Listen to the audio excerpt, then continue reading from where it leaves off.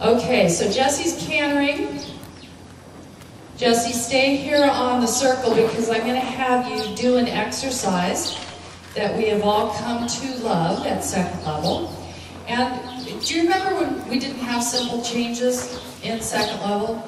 Now, simple change, let me just tell you the essence of the simple change, Jessie, is canter, walk, canter. Okay? Because I don't think some of you writing second level have read that. Okay, it's just like in third level when it says flying change. I don't think you've read that either. But it's, you know, kind of something we need to think about. So we have, this is more of a, what we call a mechanical movement. And canter, walk, canter, if that's the mechanics of the movement. Then the modifier is going to be a little bit, did the horse stay on the bit? Did the horse stay straight? Did the horse stiffen in the transition? Did the horse get the correct lead or not? So Jessie, can you go down to the other end and do a serpentine of 3 loops with a simple change each time you cross center line. Now, the idea is that you balance the walk steps equally on either side of center line.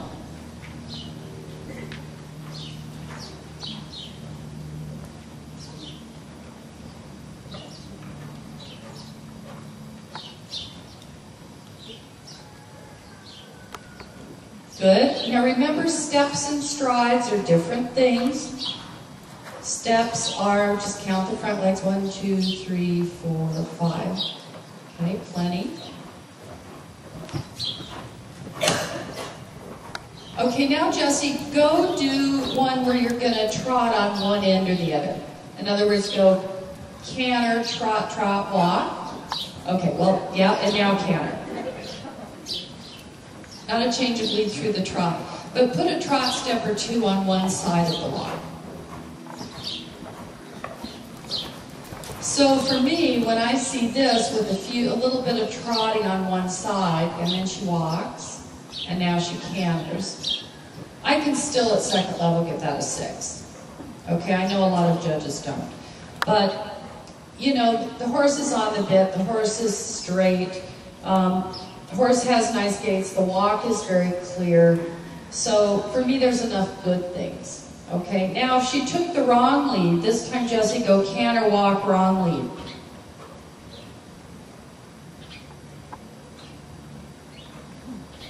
So unfortunately, now that's a 4. Okay, a wrong lead is a wrong lead. That's, you know, she's sunk. If there's no walk at all, like a simple change of lead through the trot, going canter, trot, canter, do that, Jess. If there's no walk, again, it's a 4. All right?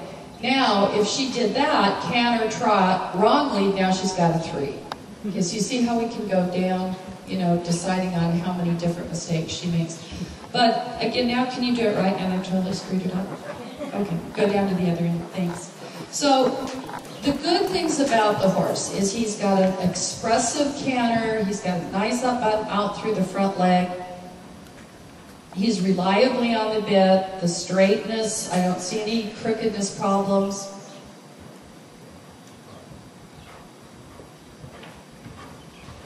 She prepares, she collects, there's walk, clear walk, into canter. Could that depart be more uphill? Yes. But if I give her an 8, I've taken away 20% of her score. And could the transition down have been a little better? Yes, but if I still give it an 8, good, Jessie, thanks. If I still gave it an 8, I'm still taking away 20% of her score. So then Jessie should come to me and say, Janet, you're so mean, why did you take away 20% of my score? So I think as judges, we have to be careful that I am seeing the little details, okay? But I'm also saying, you know what, there's so many good things that I need to think about. If I don't give that an 8, you know, what am I going to do? Should I insult the Midwest? No. I'll just insult my own state. What would I do in Colorado, okay, if I saw something awful? So, you know, that was still good, and it's second level, okay? This is not Grand Prix. So as judges, we need to look at the big picture and then notice the small details. If you, as a judge, start picking the small details apart too much, your score is only going to be too low. Okay? So be careful with that. Okay, so we're going to do the shoulder into renvers. Okay, and you're going to watch and decide what you want to fix. Okay?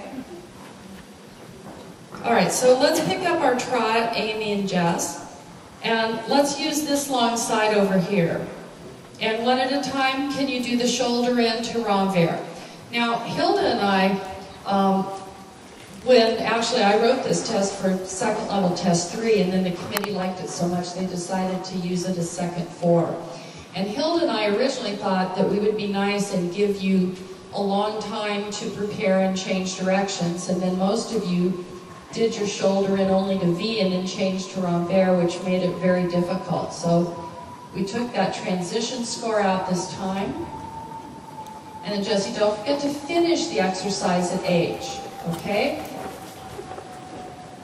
Let's do it one more time, Jess. So Amy's horse can have a little more balance, the angle's varying, pulls a little low, so 6 on the shoulder in. I'd give her a 7 on the renvers, which was able to maintain the angle and the bend, but what would have made it a higher score is a little bit more uphill balance. We'll look at Jess's.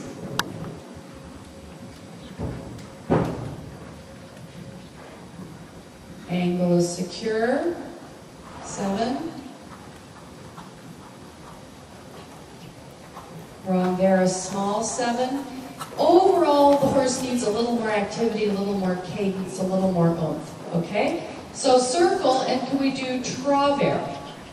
Now, haunches in, the biggest issue that we see, shoulder, and I can tell you, is that angle varies. That's probably the most common thing, is the rider can't control the angle. Just do one shoulder in with pulling the neck in.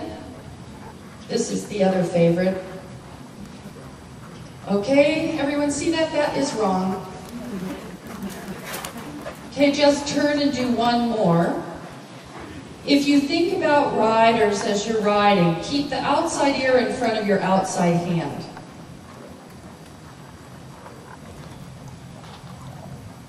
Haunches in.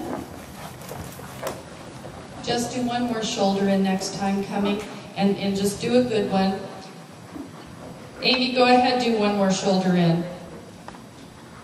So if the rider's body is in the correct place, the shoulder, elbow, hand, and the horse's ear should be the same. And I think everybody thinks you need more bend.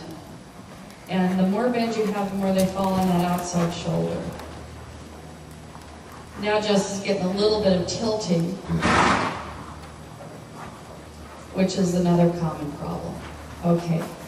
So haunches in, the biggest thing we see, I think, is not enough ankle, or the horse is too straight and it's a leg yield and the front legs are crossing. So Amy, you do one haunches in. Just do like a head to the wall leg yield. Now I think Amy's forehand could be a little bit more coming straight down the track. It looks a little bit like the shoulders fell a bit to the outside. Okay, now you can see for sure with Jessie's haunches in that the front legs are clearly crossing. It's harder to see over here than it is over there.